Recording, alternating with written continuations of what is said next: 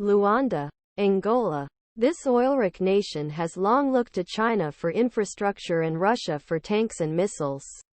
A lingering legacy of Cold War power rivalries.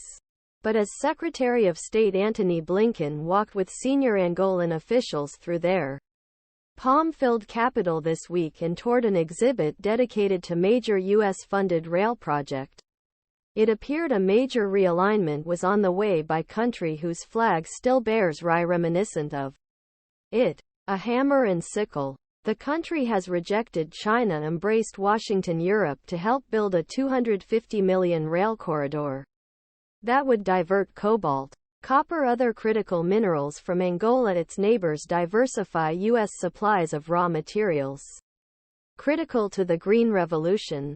Angolan and American officials hope this will lead to broader economic boom.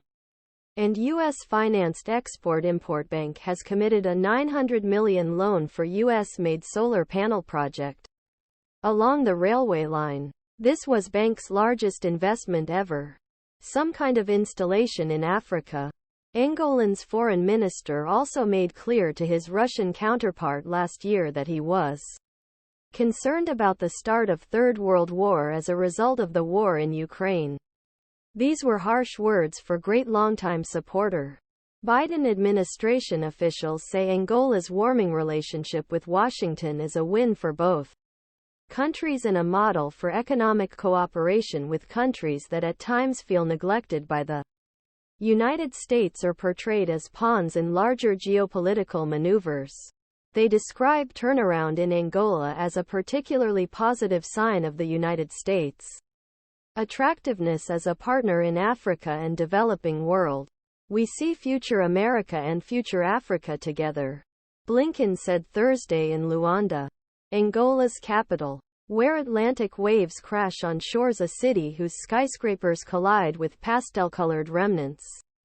Portuguese colonial rule. The relationship of the United States and Angola is stronger, more important and more far-reaching than at any point in our 30-year friendship, Blinken said at the conclusion of his 4-day trip to sub-Saharan Africa.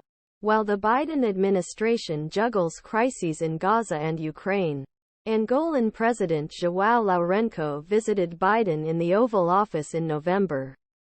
Biden administration officials uncomfortable with idea that they are in a geopolitical rivalry with China and Russia over Africa, and say Washington will establish the same ties on continent even if those rivals not active.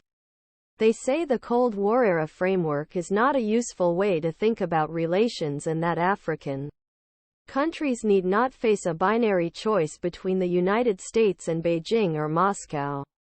They want to have diversity of partners. Right? They do not want to be completely dependent on China. And frankly, they don't want to be completely dependent on us, said a senior administration official, who, like others, spoke on condition of anonymity to speak publicly about U.S. diplomacy. Our rivalry with China does not deafen